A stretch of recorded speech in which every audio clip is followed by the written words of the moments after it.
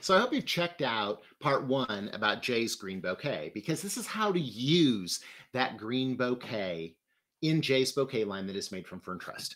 It comes in a sleeve like this.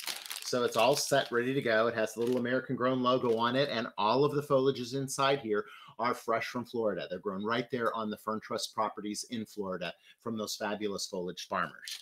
And so we have that bouquet, and when we've got it, this is how we use it. I've got a simple vase here. Everybody's got a vase in their house. And this is a really easy way to create something that could be decorative. I know we all, look at Architectural Digest or Better Homes and Gardens or, House Beautiful, great magazines like that. And many times we'll see a vase that just has some foliage in it. That's a great green accent. Well, the other thing that's happening with that great green accent bouquet is it's transpiring. And as it does that, it takes in carbon dioxide and it puts out oxygen. So it's providing health and wellness benefits for us in our home. They say that in our home, we should have a green plant for every 100 square feet. So if you don't have those green plants, a green bouquet like this will stand in very well. The other great thing about this foliage is all of this has had the dewy fresh system, which means that they use a special process on this to cool the foliage when it comes out of the field and then seal it so it won't transpire water as fast. And that system allows their foliage, to be beautiful and glorious like this, but it also means it's going to last longer too. So a green bouquet like this might last 3 or 4 weeks, and maybe you can change out flowers twice or 3 times when you're working with it. So I wanted to show you how easy it is to create something fun with this that could stand alone, and then we're going to add some flowers to it too. Okay, so again, as I've always said, I can't arrange sitting down, so I'm going to stand up and show you how this goes. All right, so we'll get rid of our chair. All right, so we have our green bouquet that looks like this. We have our vase. Inside my vase, I have ice cold water, and I have my Chrysler Professional 3 inside there. So you see my Chrysler Professional 3 right back here. There he is. Okay, 1 pump goes in there. We've got a liter of water. We're ready to go. Then with our green bouquet, and I'm just going to use, I have a trash can down here. So I just want you to know I've got a trash can down here. And then what I do is I'm going to size up my bouquet so that it's going to fit in there appropriately. I'm just going to come back here. I'm going to cut those stems into my trash can, pull off the rubber band, and drop it into the vase. Okay? Now, that's the great part about this. And you know what? I just love the fact that suddenly I've got a nice, spacious, beautiful bouquet that has my ferns have fallen into place. My beautiful aspidistra foliage is there. I've got my lily grass is poking out in different directions and coming out of the center of this. And this is a bouquet that we could just set directly on our table. It could go and it could sit on an end table. It could sit in the middle of a dining room table. If you have a long table, you could do 3 of them. It would be a wonderful way for us to do that. And then it'll look great. It really looks amazing. If you have pieces and you want to shorten it up or make it shorter, obviously you could do that simply by taking it out of the vase, cutting it a little bit shorter. I'm going to cut off another 2 or 3 inches just to show you what the difference looks like if I cut it a little bit shorter. Notice how everything's a little bit tighter inside there now. Now they're clustered together a little bit more. Okay? So that's pretty fun. Now, this is great, standalone by itself. I know my friend Jen and I always talk about this and the fact that she's always got a bouquet like this in her house. And she always has a beautiful bouquet because they grow these foliages. But look at how beautiful these foliages are. And what I did with the bouquet when it came in was I cut it and I put it in water and just let it set in there for a couple of days. Because what's going to happen is each one of these foliages is going to fill out. And with that Chrysler Professional 3 down inside there, it's going to open these up. They're going to remain beautiful. If you wanted to, I just love the texture of it. I think it's so pretty. And if you wanted to have this just sitting on your table, you're fine.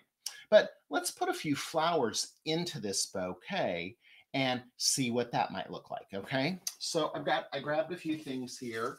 I've got some sedum out of the garden. I've got some beautiful little zinnias out of the garden as well.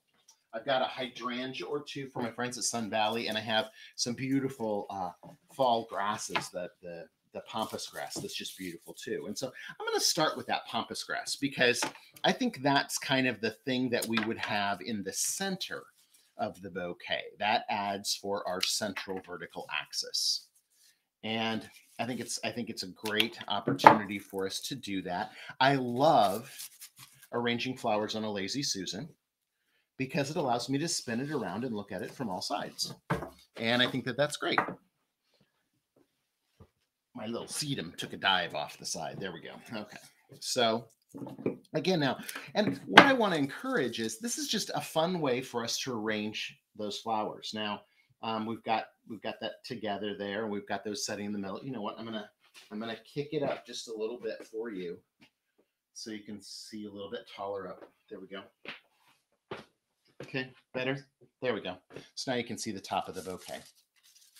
All right.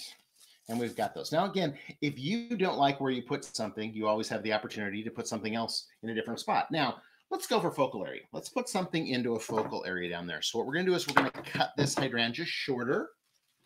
We're going to bring it right down on the base of the container.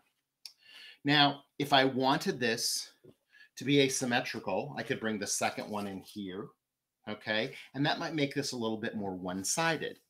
If I wanted to set it on the middle of the table and have it be seen from all around, I might add one on the opposite side. So now I've got two different ones there, you know? And look, they're closer together on one side than they are on the other. My sedum also provides a great focal area because it's big. It's the same size as that hydrangea almost. So I can cut that and I can drop it down inside here. I'm using my bypass cutter. This is my Color Point bypass cutter from Dram, and it's the one that I love to use. I have the also the Color Point compact pruner, which is great for little delicate cuts, but this works great. And so then what I'll do is I'll cut my other sedum a little bit longer, and I'm going to go in here.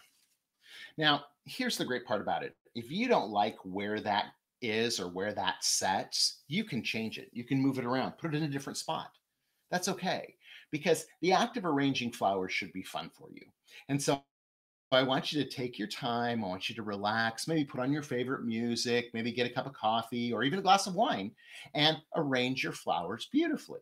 As I'm doing this, my body's secreting endorphins that are going to make me feel less depressed, make me feel happier, make me feel more calm. So arranging flowers is a very easy way for us to relax a little bit. So now I've got some of these beautiful dahlias. Look at these dahlias. They're just gorgeous. And I don't know if you can see real clearly from this camera, but they have a little bit of a purple edge on them.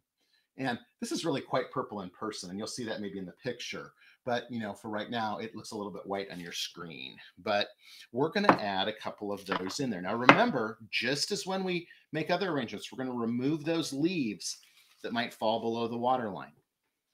And I like to group my flowers together. So I'm going to put both of my dahlias in here together on one side. Okay. I like that. I like the way that those go together. And I think one of the things that's so interesting to me is that there's a sense of accomplishment for you when you've created a beautiful arrangement that you set on the table. When your kids are coming home, you know, and they're like, hey, I love the pretty flowers that are out there. And you can say, yeah, I made it myself. I think that that's great. You know, or if you're a guy making them and bringing them into the house and saying, hey, I made this out in the garage. That's a pretty fun thing as well, because she's going to be super impressed. Now, what I'm doing is I'm just adding a few of these beautiful zinnias in here. And the zinnias are all in pink. So I kind of let the pink be my leading coloration for this. And now I'm just filling in spaces. Now, look, I feel like I need a couple right here. So we're going to add a couple of these beautiful pink zinnias right in there. It is just about the end of zinnia season here in Michigan, but they've been so beautiful this year. And so I love being able to add them to this bouquet and show you. There's another video online about the hydrangeas that I got. Those are from Sun Valley and how to care for your hydrangeas. So check out that online and you can see that either on my YouTube channel or on my Facebook. So it's going to be there for you. And now I think I need one more right there. See that spot? So this little zinnia is going to go right in there. So now I've got a beautiful little bouquet that was created with those Jay's bouquets. And I think that that's wonderful. I think it's just, it's really simple and it's really easy because I had that structure that was provided by this bouquet. So, you know, we've got our green bouquet right here. Green bouquet dropped into the vase, ice cold water with our flower food in there. I cut it the length I wanted it, and then I placed my flowers into that, and it created a structure that allowed me to create a beautiful bouquet that looks like this. The third part of this, I want to show you how we can use a green bouquet to create a foam-based arrangement too. And that's something that would be applicable to a professional florist, or would also be something that you could do at home too as a craft, because you can buy flower foam at the craft store. So I don't want you to be afraid of flower foam, and I want to show you how I might use this bouquet for that too. All right. So that will be part 3. I hope you enjoyed this. I hope you had a good time. Remember to relax and enjoy arranging your flowers so you can appreciate the wonderful health and wellness benefits that go with them. Have a great day.